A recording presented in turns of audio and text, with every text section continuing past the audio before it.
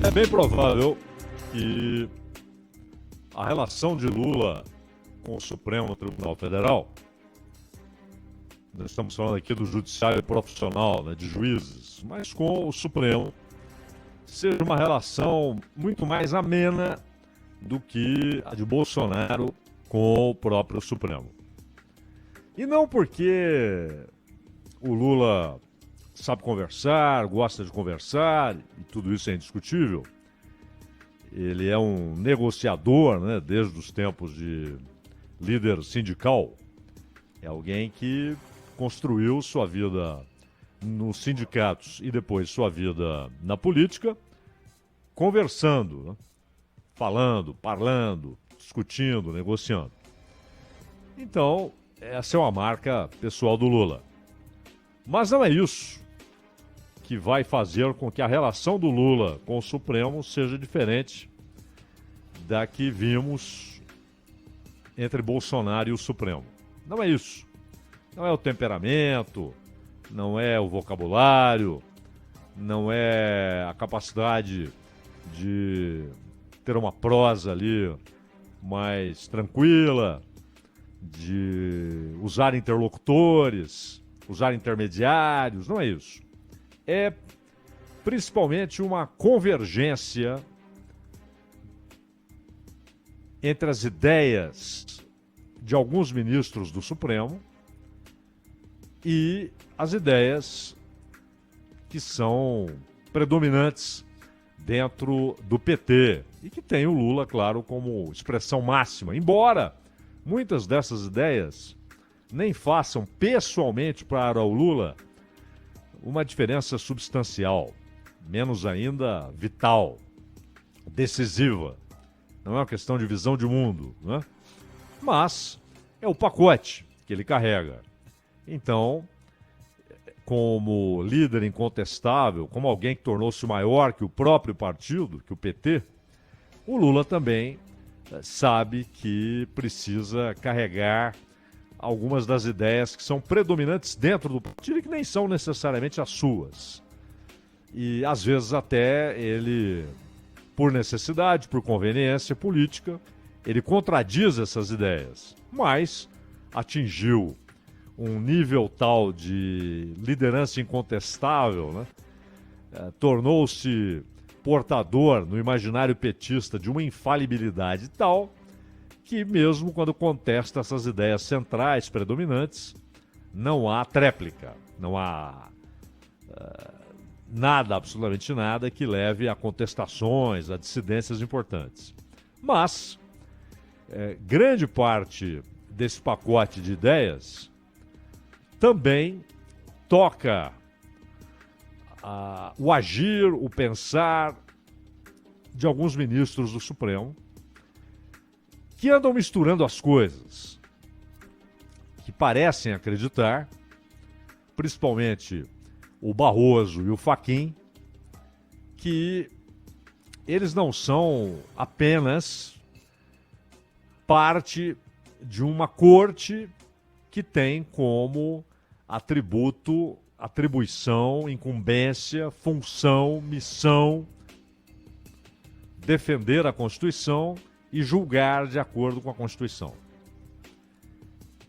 Eles se imaginam legisladores, usando o tremendo poder do Supremo, poder que aumenta a cada dia, dada a falta de resistência política e de diversos setores relevantes com voz no país. Eles usam esse poder formidável do Supremo e legislam. Saem legislando com muita frequência, sem constrangimentos, não se acanham. O Barroso faz parte de um grupo de juristas que olha para a Constituição do país. Isso não é só no Brasil, há um movimento parecido e anterior, obviamente, nos Estados Unidos, de ver a Constituição como algo vivo, que pode ser moldado, que pode ser adaptado esse algo às circunstâncias novas da sociedade, às mudanças sociais. Tem prevalecido na principal corte americana, na Suprema Corte dos Estados Unidos, tem prevalecido, felizmente, não sabemos até quando, mas tem prevalecido, o grupo que não vê assim, mas que considera a Constituição um texto dado, que você pode emendar sem ferir princípios. Nenhuma emenda pode ferir os 7 artigos, os 7 princípios. São emendas, acréscimos, atualizações, mas não pode ser algo que chegue a contradizer qualquer desses princípios.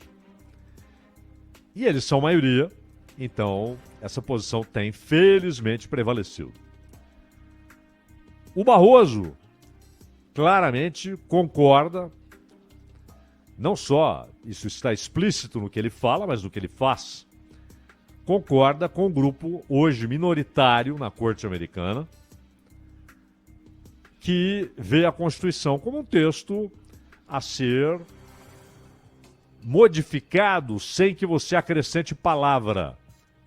Mas nos julgamentos, com base no texto constitucional, o juiz dá-se ao direito de tratar aquele documento como peça viva, como algo que tem tal subjetividade que pode ser interpretado, trabalhado e modificado sem caneta, sem que você altere o texto.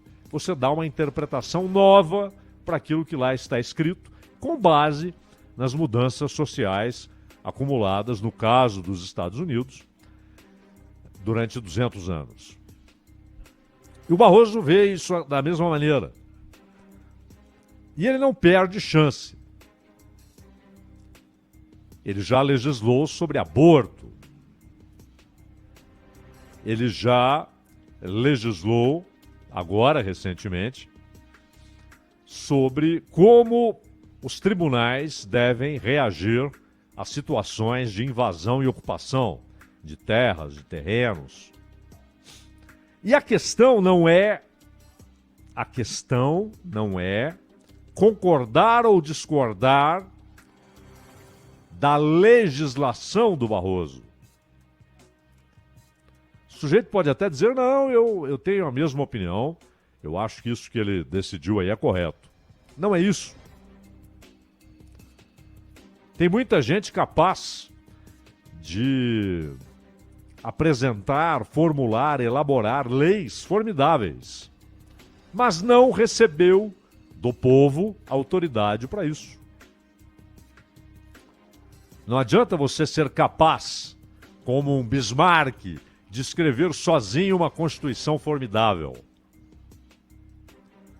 É preciso que o povo, de alguma maneira, te dê autoridade para isso.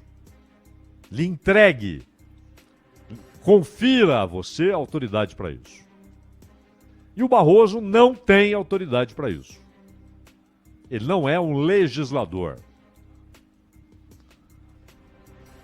Não foi escolhido para isso, não recebeu essa autoridade, nem ele, nem qualquer um dos outros ministros, nem qualquer um dos juízes todos, de todas as cortes. Eles não legislam. Legisla o legislativo, por óbvio. Houve até aquela reação em outro momento, outro clima, do Gilmar Mendes, dizendo para o Barroso, você quer criar leis? Você quer legislar? Você quer fazer leis? Tire a toga, filie-se a um partido, dispute uma eleição. E é isso.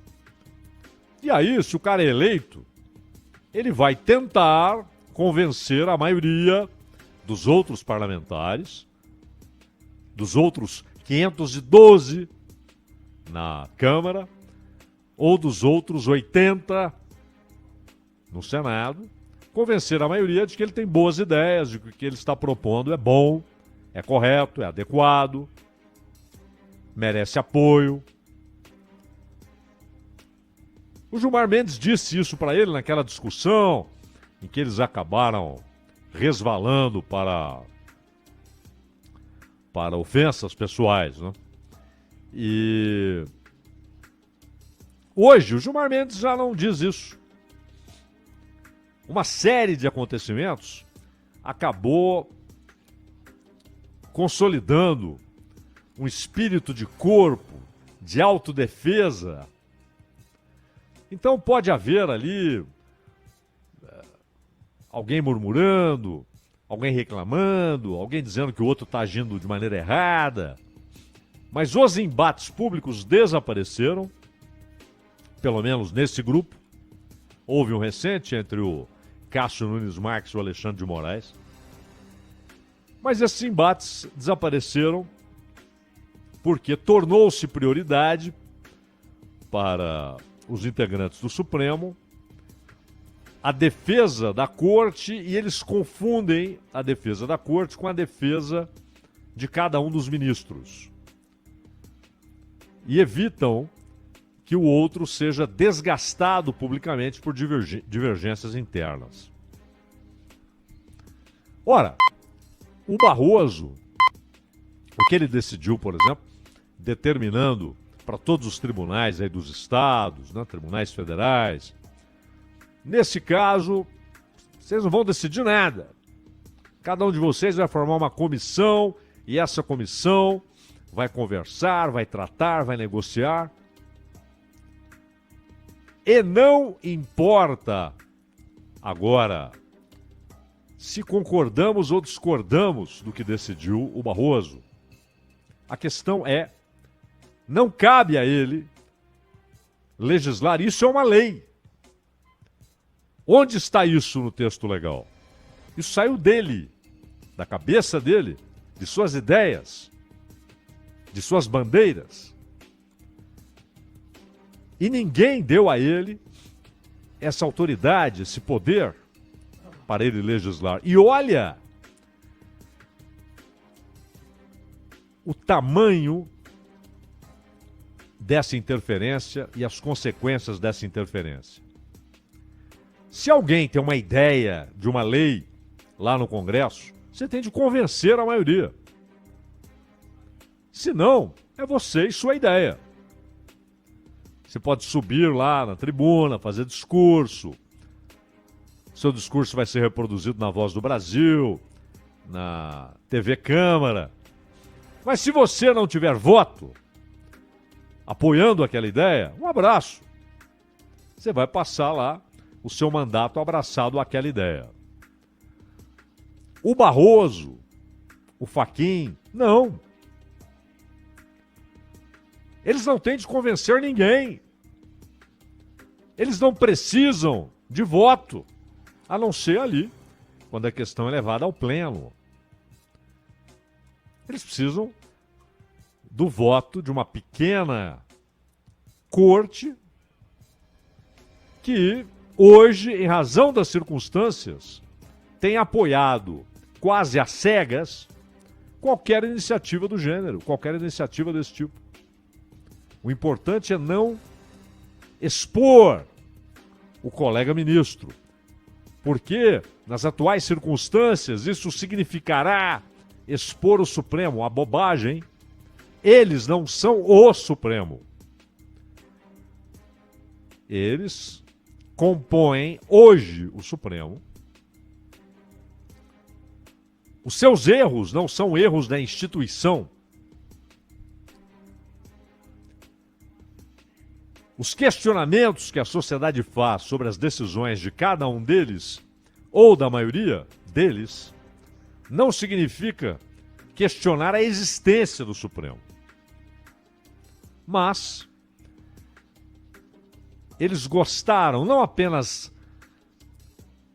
pelas circunstâncias, se abraçaram essa ideia de que a defesa de cada um é a defesa do Supremo e, portanto, de todos eles, como alimentam essa ideia na medida em que percebem que essa ideia é a base para reprimir qualquer contestação a decisões do Supremo. Críticas a decisões do Supremo ou de um ministro individualmente. Então o Barroso toma decisões em áreas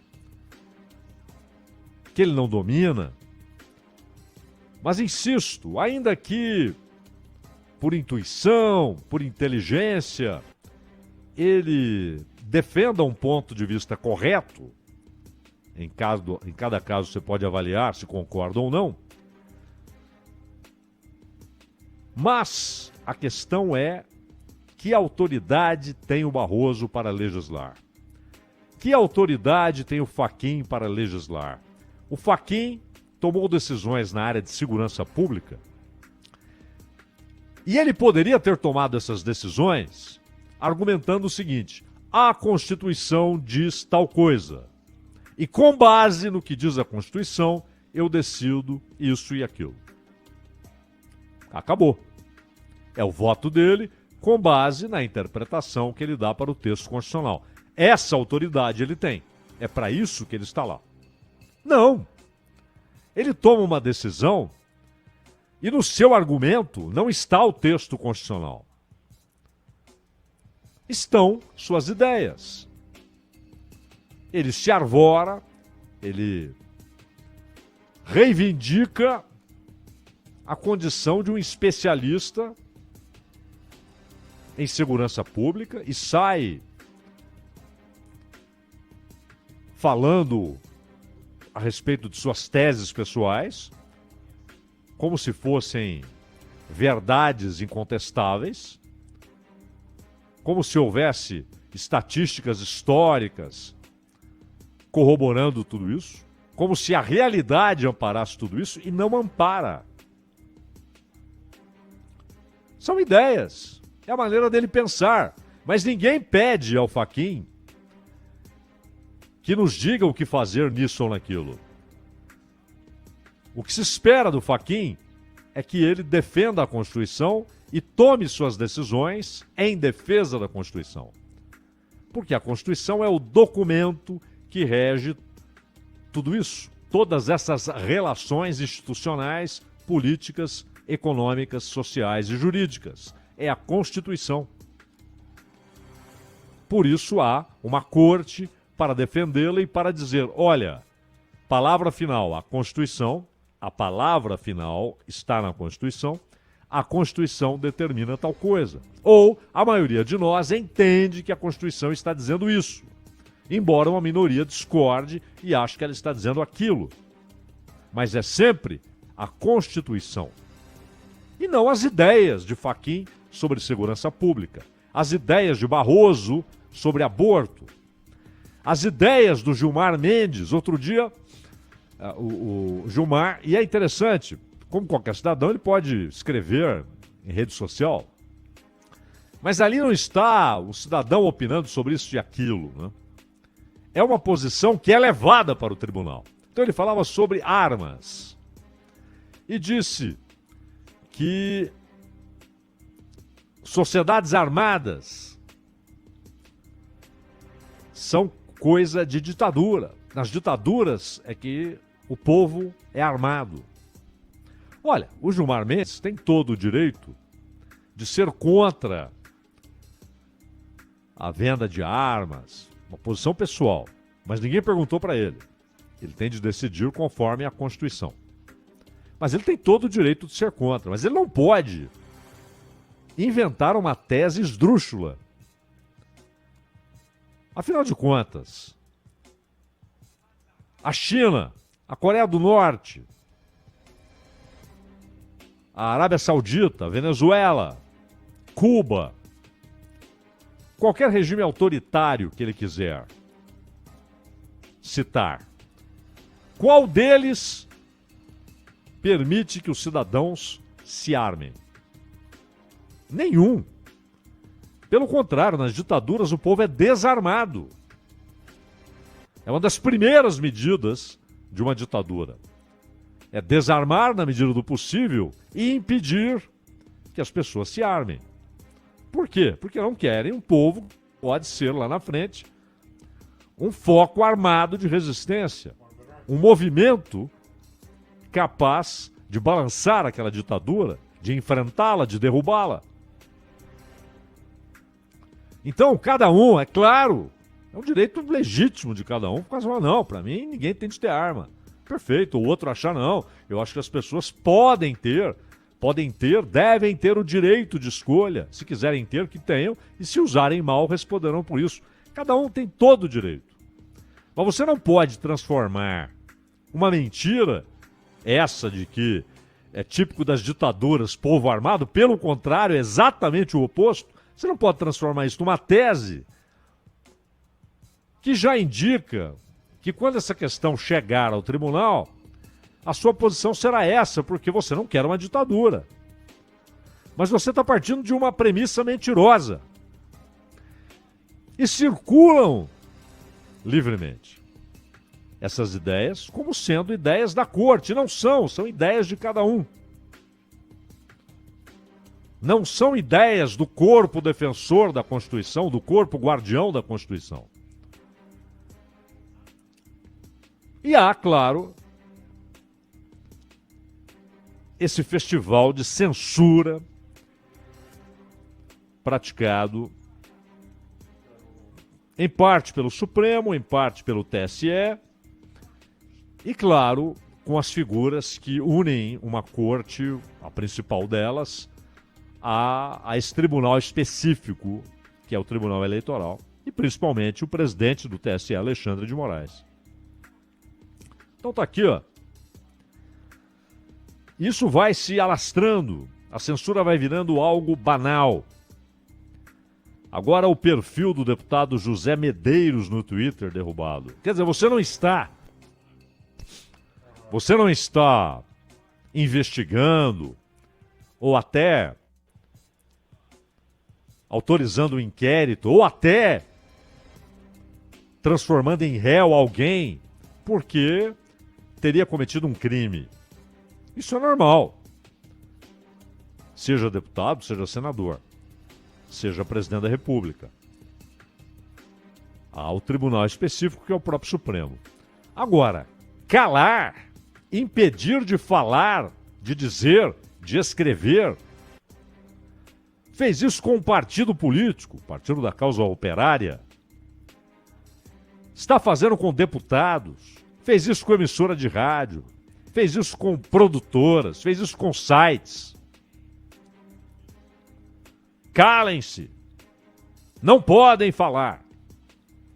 Não podem emitir opinião. Não podem se manifestar.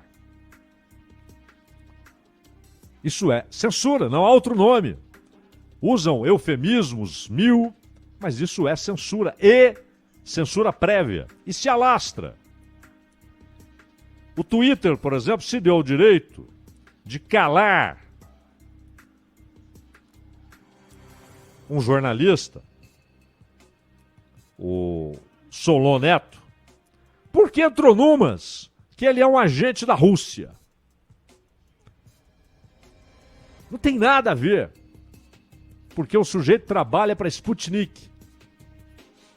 O Twitter, seus iluminados, o seu tribunal decidiu, seus iluminados resolveram que aquele sujeito era um propagandista do governo russo.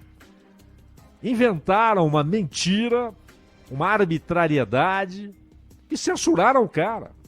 E aí o Instituto Vladimir Herzog, fazendo jus ao seu nome, honrando o seu nome, Instituto Vladimir Herzog, foi para cima no Twitter, se manifestando, pedindo, com toda a educação, que eles abandonem essa estupidez, essa conclusão idiota, burra,